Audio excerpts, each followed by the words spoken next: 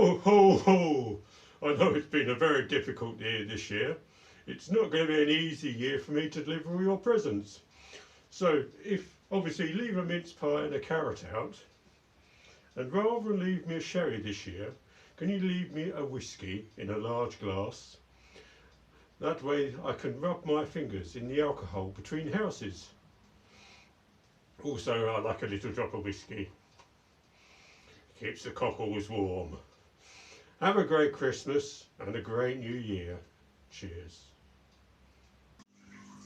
Happy Christmas. The last few weeks we've actually been doing some challenges all leading up to Christmas. There have been things I've sneaked in thinking they might be quite useful coming up to Christmas. So we've just done the light one, bouquet, whatever you want to call it.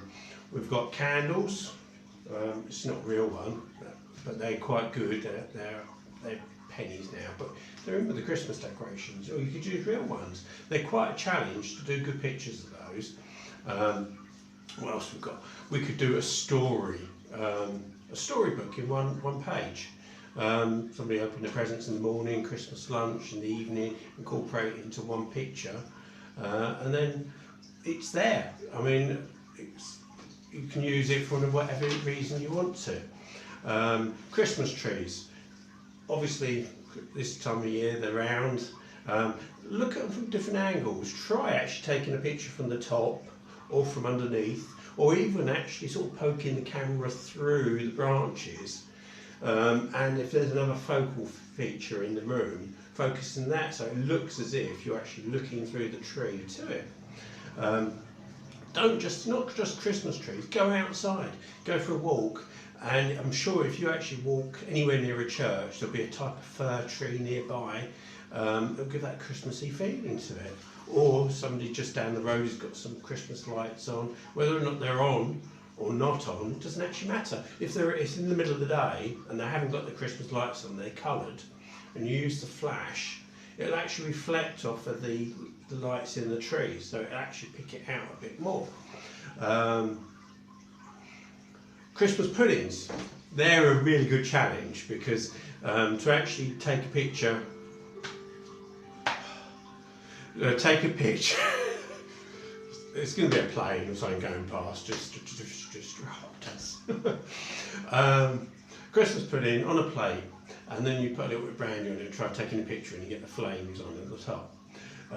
It's actually quite difficult to get a really good picture of that. Plus also it's really busy because everybody else at the table and they want to have their dinner. Quite a good one is actually to turn it upside down, put it on a plate, put a little bit of brandy on it, set fire to it before there's anybody in the room, because you can blow it out, take it back in the kitchen and leave it and then do it again. But you perhaps not necessarily want everyone in the room, so if you've got decorations on the table, you could put your Christmas pudding on there, light it, and you could use the lights behind the tree or whatever you've got, or just some tinsel nearby, but keep careful if it's tinsel because it's flammable. Well, I don't think the new stuff is, but the old stuff might have been. And obviously the room needs to be slightly darker, it doesn't need to be pitch black. So you could try that, that's an idea, or you could try this.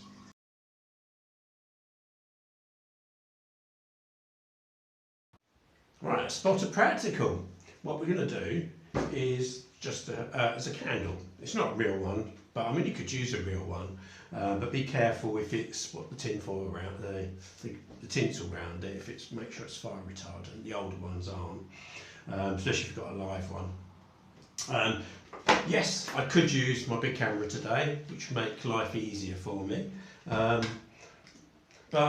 Or you could use a little compact. It's not necessarily a Canon one. It could be any little compact you got. It's handy, slip in your pocket. Take a picture. What we're going to do today is use my phone, because everyone's got a phone, and it just shows you can use something simple which has got a camera on it to achieve a nice picture. Don't need anything flash. Obviously with a bigger camera it's going to be easier, but it was just to show you. So what I've done is you can usually set the ISO on cameras, on phone cameras, auto or manual. Put it onto manual, stick it on the lowest possible so the picture's dark. You see the picture's dark there because it's on an 100 ISO. But it's just bright enough to see the Christmas tree. Obviously, if it's not quite bright enough, you can always raise the ISO.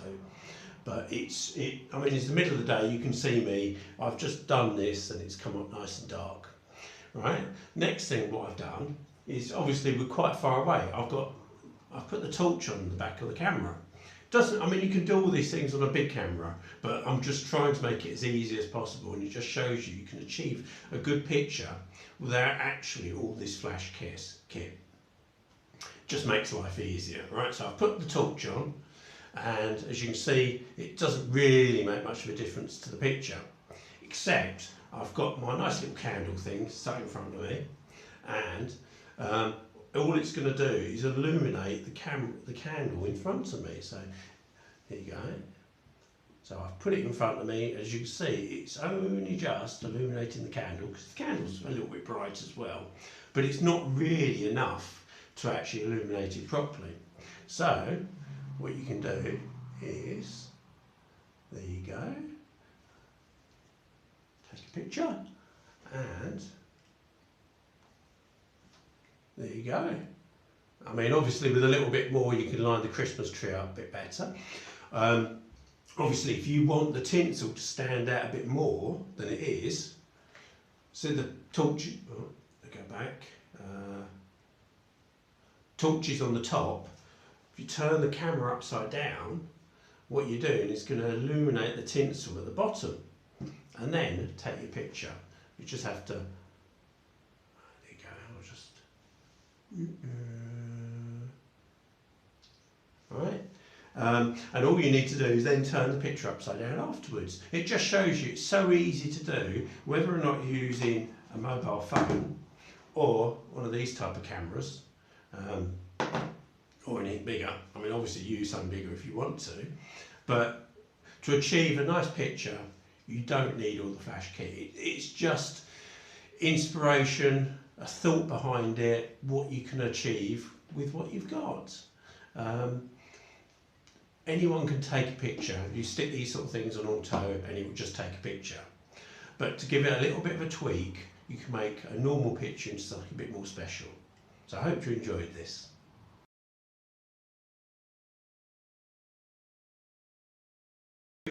What's in the box feature? I thought I'd just quickly show you another couple of ideas. This is my Tupperware box. I've got two of these upstairs and they're tucked away. What's in there? And my latest addition was this.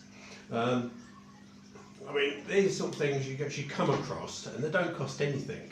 These actually come off a little pair of slippers which I bought for Christmas, and they hook onto the slipper, and you've probably just taken it off and throw it away, but they're really handy things to have because it's got a hook on the top and a clamp. So whether or not you're using a reflector or some fairy lights,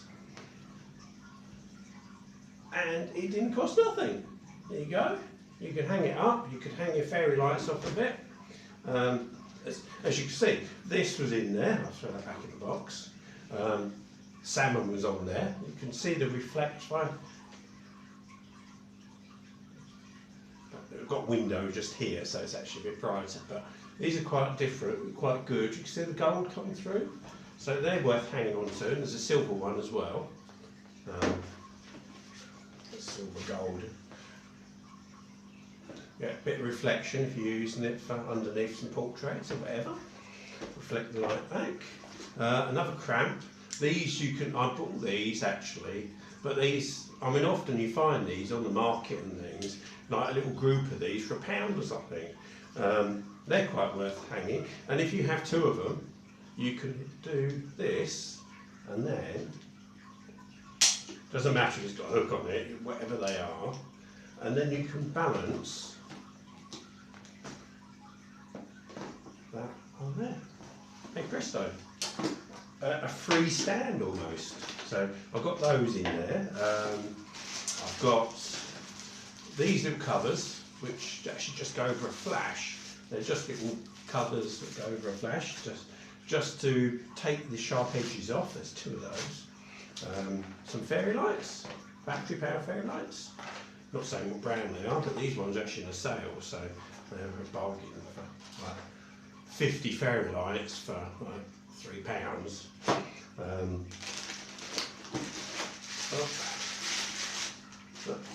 Some of these glass balls, they're quite handy.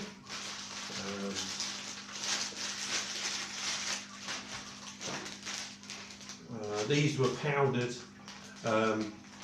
like chalk stuff you actually throw up in the air. These were free as well, so I thought, oh, hang on to those. I don't know where they're coming. You could throw up in the air, and if you're doing a portrait picture or something outside, or some kids, and they're throwing them up, use the flash as well because it'll catch the light. They work well. I mean, even if you actually went out and bought these, they're only like less than £1 each, you know. But if they were having a swimming pool party and they're all going to get clean outside, you can throw it up in the air, take a picture of them running around. So it's an old flash. This one's actually come off my camera, but I've got a new one now. But these sort of things, so this one's falling to bits. But you could pick these up from a car boot sale or something, even if it's not the one for your camera. They're quite handy to have, simply because you can trigger them remotely off the button. So if you're going out and you're trying to do even something on the table, and you just want an extra little bit of light, or you're doing a long exposure and you want to, you can just trigger it. And if they're only like £1 second hand from a car boot sale, they're worth picking up. You might have an Olympus camera and they're a Nikon one, or just a cheap third-party one. So that's there. What else there is? There's a tiny little Gorilla Grip camera stand, which you can put on things. Whether or not you even balance, depends on sort of camera, but you have to be a little bit careful using these. Obviously I can't put it on mine because it's too heavy, but there's various other things you can put other little attachments on there, which they're quite handy. A couple of empty filter cases. This one here, this is a little kit that has different coloured bits of plastic.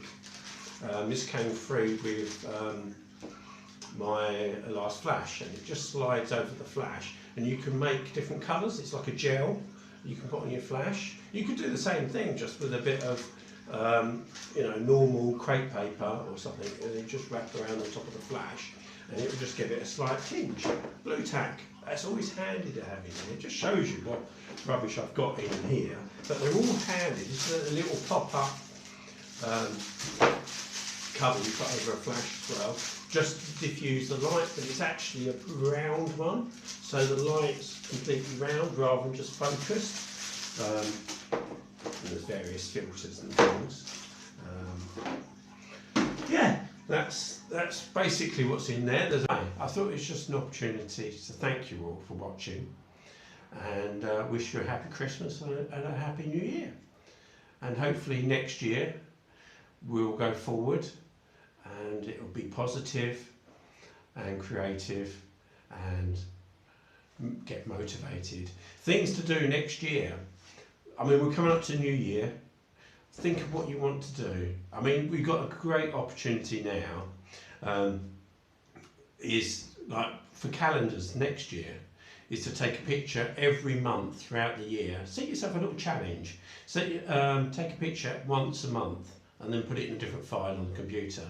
And then you could, I mean, it's a good start now because it's Christmas behind you. So if you're doing a calendar, you could take a picture now, and then by the time you get around to next year, just before next year, you can send it away because they're so cheap to actually get done now. I mean, they're less than a tenner for one calendar, and then as you buy more, they go down.